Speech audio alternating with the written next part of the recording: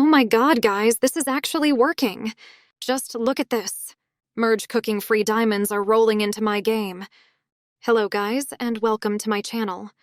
Before doing anything, I'm making sure my power saving mode is turned off. Same thing applies for iPhone users.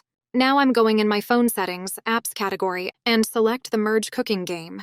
Here I tap on storage, and then we have this clear cache button. A simple tap on it will refresh our game. For iOS devices, simply make sure your background app refresh is turned on. Now I want to show you my game to see my resources before doing anything.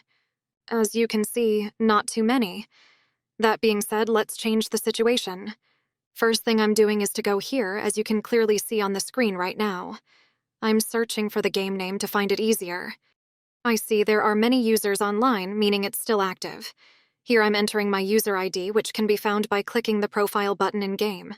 I select Android in my case, and the max value of resources, of course. If this is your first time here, they might ask you for an additional step, but don't worry.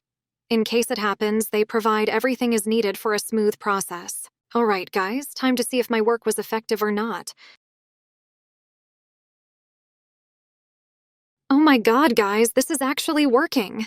Just look at this. Merge cooking free diamonds are rolling into my game.